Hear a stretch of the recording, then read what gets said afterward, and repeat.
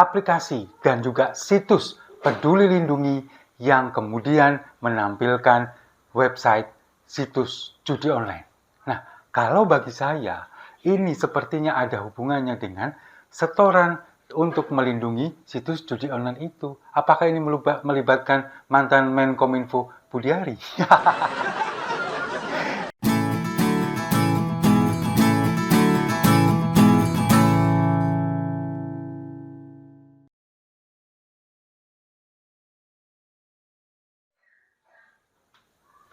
Salam damai untuk Indonesia, berjumpa lagi bersama saya, Papa Dimas. Info kali ini datangnya dari aplikasi dan juga situs Peduli Lindungi yang kemudian menampilkan website situs judi online. Nah, kalau bagi saya, ini sepertinya ada hubungannya dengan setoran untuk melindungi situs judi online itu. Apakah ini melibatkan mantan Menkominfo Budiari? Ya, sekarang siapa yang masih ingat dengan aplikasi ataupun juga situs Peduli Lindungi? Kalau kita mundur 2 atau mungkin 3 tahun ke belakang, ketika COVID-19, virus corona yang lagi dahsyat-dahsyatnya melanda seluruh dunia, dan kita kena imbasnya. Ketika itu, kita harus memiliki aplikasi Peduli Lindungi di handphone kita. Tujuannya supaya apa? Supaya kita bisa kemana-mana, supaya kita bisa menunjukkan bahwa kita ini sudah aman, kita ini sudah sehat melalui aplikasi Peduli Lindungi itu. Karena kalau kita melihat di aplikasi itu kan, itu ada data kita, data kesehatan, kemudian juga ada data KTP kita, termasuk juga ada nomor induk kependudukan, lalu kemudian di situ juga ada data ketika kita ini sudah divaksin atau belum.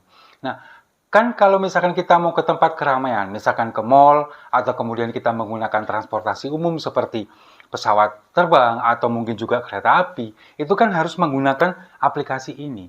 Kita sudah vaksin berapa kali, kemudian di sana apa kita punya riwayat menderita COVID, kemudian apakah kondisi suhu tubuh kita normal, di situ ada semua. Nah, jadi aplikasi Peduli Lindungi itu, ketika kita menggunakan itu kan seolah-olah adalah nyawa kedua kita. Kalau nggak ada itu kita nggak bisa kemana-mana. Kita nggak akan bisa beraktivitas. Bahkan kalau misalkan kita mau keluar kota, kemudian kita memasuki sebuah kota, itu kan kita juga harus menunjukkan aplikasi Peduli Lindungi yang kita ini sudah divaksin berapa kali, kita sudah punya riwayat penyakit COVID atau tidak, itu kan terwujud di situ. Nah, sekarang di tahun 2023, kemudian Kementerian Kesehatan ini kan sudah tidak menggunakan lagi aplikasi itu. Semuanya dialihkan, semuanya dipindahkan melalui aplikasi Satu Sehat namanya. Tapi kita nggak pernah tahu loh. Kita nggak pernah tahu, terutama saya. Atau mungkin saya nggak update, padahal saya juga menyimak berbagai macam pemberitaan setiap hari, hampir setiap hari. Tapi kita nggak pernah tahu, tidak pernah mendengar namanya aplikasi Satu Sehat, itu nggak pernah. Tapi tiba-tiba dikatakan bahwa tahun 2023 Peduli Lindungi itu sudah tidak digunakan lagi oleh Kementerian Kesehatan, kemudian semua data dipindahkan di aplikasi namanya Satu Sehat. Nah, aplikasi Peduli Lindungi ini katanya itu sudah dialihkan dan dipegang oleh PT Telkom, katanya seperti itu. Nah, kemudian ketika mungkin ada orang-orang yang lagi iseng ya, mereka ini seperti kangen zaman-zaman ketika COVID, tiba-tiba iseng membuka aplikasi Peduli Lindungi, atau mungkin mau mengecek apakah data saya masih ada di sana. Ternyata muncul judi online di situ, situs judi online, promosi judi online, atau mungkin iklan, atau segala macam. Pokoknya isinya itu adalah judi online. Entah itu sedang dihack, atau mungkin sengaja itu digunakan untuk judi online, kita nggak tahu. Nah, yang menjadi permasalahan saya sebetulnya di sini adalah ketika aplikasi ini sudah tidak digunakan, kenapa tidak di-downgrade? Kenapa tidak ditutup atau sejenisnya lah? Kenapa itu masih bisa dibiarkan? Kemudian data kita apakah aman di sana? Yang jelas nggak aman lagi karena kita kan semuanya data ada di sana. Di Peduli Lindungi ada nama kita, tempat tanggal lahir, alamat, kemudian nomor induk kependudukan, riwayat kesehatan kita ada di sana semua. Nah, ketika kemudian ini oleh Kementerian Kesehatan ditinggal, kemudian seperti itu, seperti rumah kosong yang kemudian nggak ada penghuninya, tiba-tiba dihuni oleh penghuni baru yang kita nggak tahu, tiba-tiba ditempati oleh orang lain.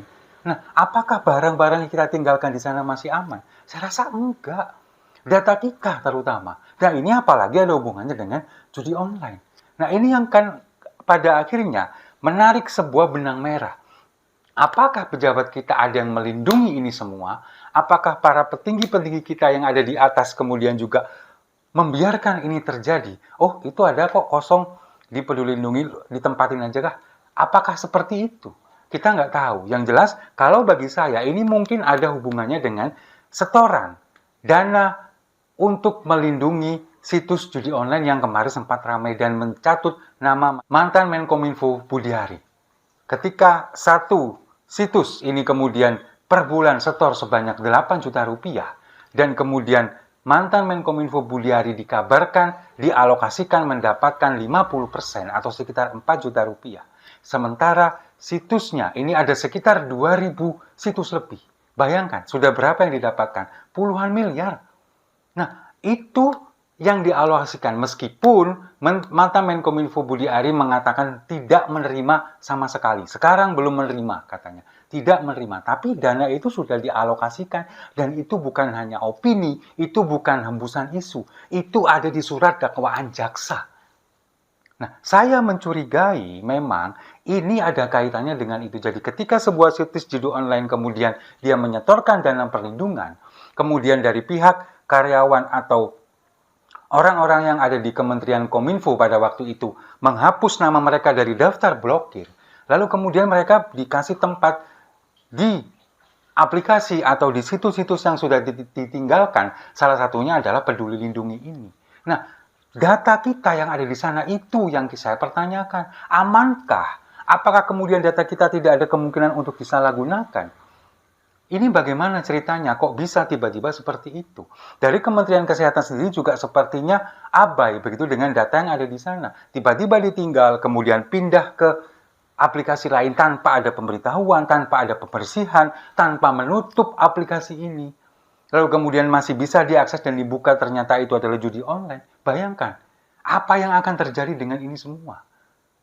Nah, sekarang yang menjadi pertanyaan, pemerintah kita, terutama sekarang Menkomdiki, bagaimana melindungi ini semua? Bagaimana cara memulihkan data yang ada di sana, data seluruh hari ini?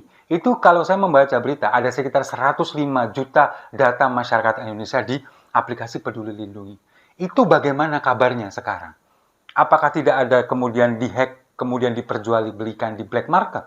Atau mungkin disalahgunakan untuk hal-hal lain seperti misalkan pinjaman online dan lain sebagainya? Itu yang menjadi pertanyaan. Jadi, saya sebagai masyarakat ini yang juga dulu pernah ada di aplikasi Peduli Lindungi, bahkan mungkin sampai sekarang data saya masih ada, saya belum ngecek. Saya sudah 2 kali vaksin pada waktu itu meskipun tidak melakukan vaksin booster, tapi saya yakin data saya masih ada di sana. Saya mempertanyakan kepada pemerintah, bagaimana pertanggungjawaban ketika aplikasi yang memuat data 105 juta warga Indonesia bisa disusupi atau katakanlah dihack oleh judi online. Bagaimana? Apakah data kita aman? Kita nggak tahu. Tapi yang jelas, saya menuntut pemerintah untuk memulihkan ini. Kalau misalkan memang ini mau diperjualbelikan, aplikasi ini atau situs ini, silakan itu ditutup dulu, kemudian dihilangkan dulu.